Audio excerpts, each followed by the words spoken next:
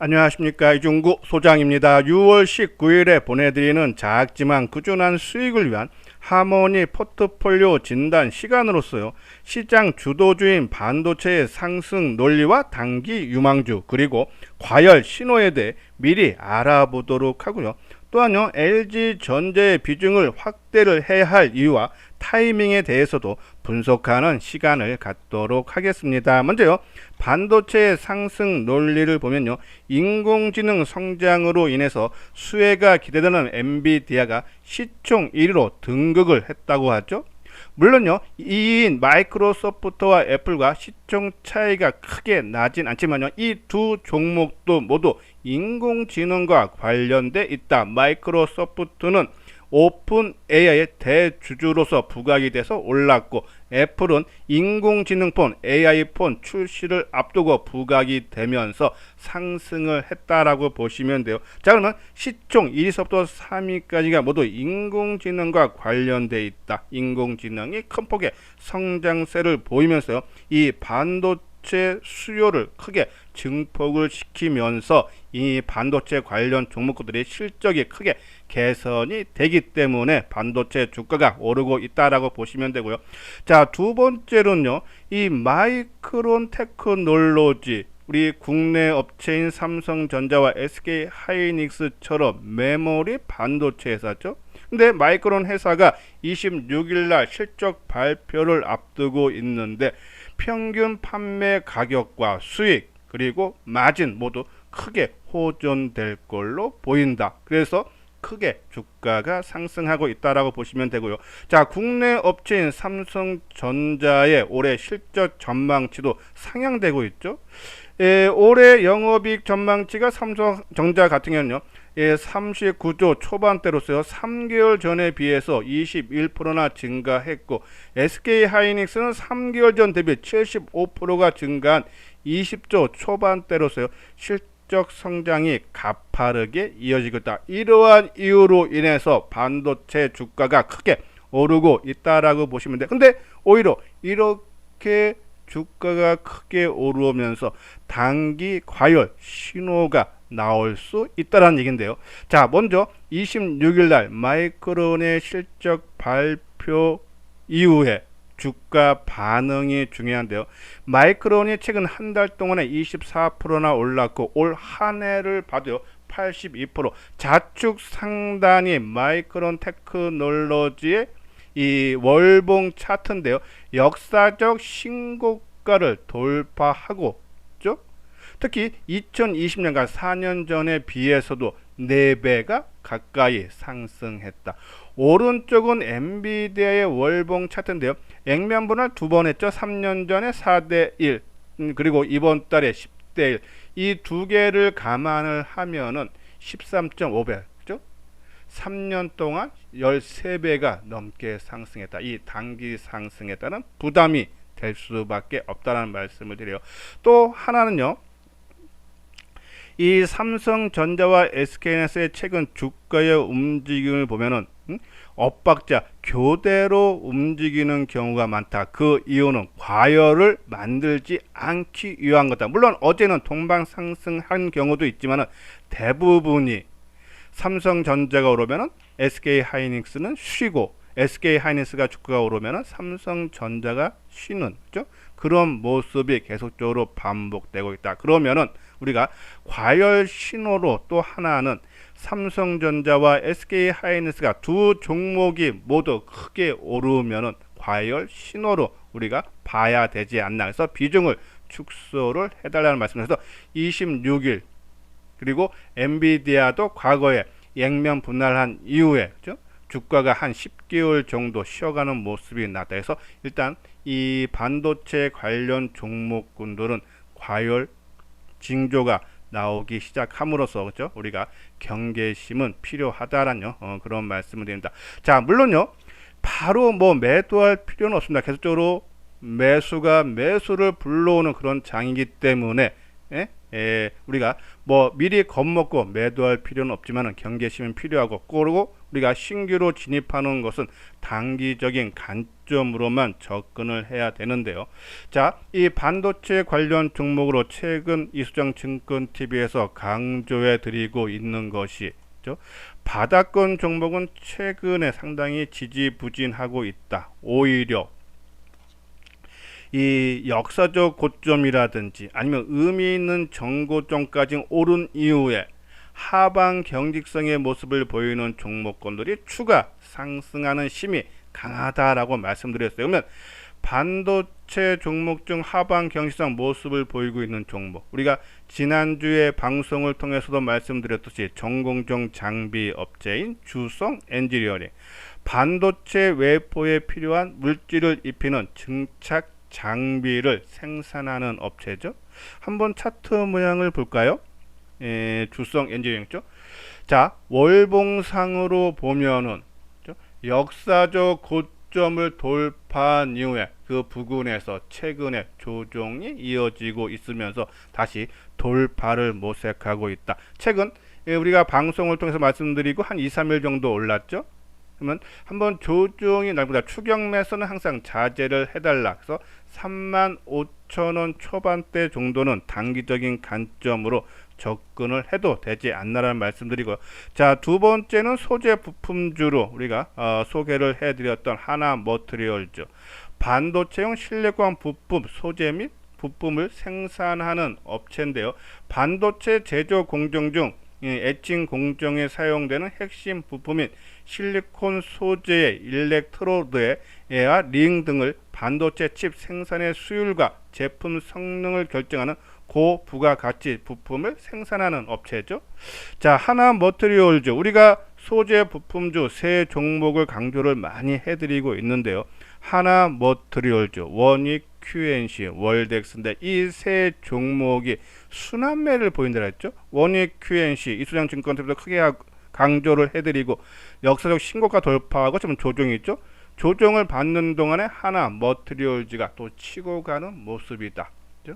자, 이 종목 같은 경우에는 이 처음에 장대 양봉이 나왔던 이 59,000원대 정도 오면은 한번 타이밍을 잡아도 되지 않나 해서 하나 머트리얼즈, 그리고 이 유진테크죠. 전공정 장비 주성 엔지니어링과 같이 소개를 해드렸던 종목인데, 자, 유진테크도 우리가 소개를 해드린 이후에 한번 상승 모습이 보였죠. 한 8% 어제 상승한 이후 오늘 쉬는 모습인데, 자, 이 종목 같은 경우도 지금 이틀을 상승했기 때문에 아마 조정이 나올 겁니다. 그죠? 그건 조정을 활용해서 이 몸통의 중간 가격대 수준에서 우리가 관심이 필요하지 않나라는 그런 말씀드리고, 그리고 네오셈, 이것도 한번 소개를 해드렸죠. 반도체 검사 장비 업체. 이 고대역폭 메모리용 BX 테스터가 삼성전자의 반도체 품질 평가 단계에 있다. 그래서 추후에 삼성전자가 엔비디아의 고대역폭 메모리 공급을 시작하면은, 그래서 양산에 들어가면은 이 네오셈의 장비, 검사 장비라 도입이 증가가, 납품이 증가가 예상이 된다. 한번 네오셈 볼까요? 그렇죠? 자, 네오셈도 한번 이렇게 크게 부각돼서 뜨고, 그렇죠? 조정을 받는 모습인데 추가적인 상승 여력이 있다라고 보시면 됩니다. 그래서 네오셈, 그리고 반도체 관련주는 아니지만은 OLED 소재 업체인 덕산 네오룩스, 최근에 좀 덕산 네오룩스가요 좀 조정이 나오는 모습인데, 우리가 지난번 말씀드렸듯이 4만원 선만 지지를 해준다 하면은 상당히 의미 있는 저점을 형성하고 상승 전환의 신호가 나올 수 있다라고 말씀드렸는데요. 자, 지금 4만원까지 내려오는데 추세적인 이탈 가능성은 낮지 않나. 특히 이 같은 OLED 소재 업체 이녹스 첨단 소재가 상당히 안정적인 상승 흐름을 보이고 있다. 그러면은 덕산 네오룩스도 상승력이 있다. 그러면 오히려 덕산 네오룩스처럼, 그렇죠? 한번 상승하고 상승폭의 한 절반 정도, 그리고 의미 있는 지지대, 이동평균선, 정고점, 대량 거래가 터졌던 가격대 등, 그죠? 그런 부분이기 때문에 이 4만원 전후에서는 우리가 조금 비중을 늘려가도 되지 않나 해서, 조금 보수적인 분들은 덕산 네오룩스에 한번 이번 주에 좀 집중을 해달라는 그런 말씀을 드려요. 자, 그리고 IT 섹터에 우리가 강조해드리는 대형주, 우리가 주말 방송을 통해서도 지금 시장 흐름이 외국인이 장을 주도하고 있기 때문에 대형주 쪽으로 관심 가져달라. 단기를 해도 우리가 일반적으로 단기는 변동성이 커야 되기 때문에 개별 종목으로 많이 선택을 하는데, 지금 시장 흐름은 대형주, 단기 매매도 대형주로 해달라고 말씀을 드렸어요. 자, LG전자 우리가 중기적인 관점으로 말씀드렸는데, 지난번 5월 말에 상승과 또 오늘 상승이 의미를 두면, 저는 금일 상승에 더 의미가 크다고 볼 수 있는데, 그 이유는 지난번 상승은 냉각 시스템 부각되면서 올라간 부분이죠. 근데 오늘 상승의 요인으로 부각된 것은 바로 이 전장 부품의 성장성이다. 한번 내용 보면요, 전장 부품의 고객 다변화에 따른 수주 증가죠. 글로벌 완성차 3위인 현대차 그룹을 신규 고객으로 확보하고, 그래서 이 현대차 그룹의 인포테인먼트 공급 중심의 전기차 모터, 그러니까 기아 EV9에 LG 마그너 모터를 처음 탑재한 데 이어 이를 다른 전기차 차종으로 확대 적용할 전망이다라는 그런 내용이죠. 이렇게 LG전자가 북미 완성차 3사하고 벤츠를 주요 고객사로 보유하고 있는 데다가 이 글로벌 완성차 3위인 현대차 그룹까지 신규 고객으로 확보를 해서 실적 성장이 기대가 된다.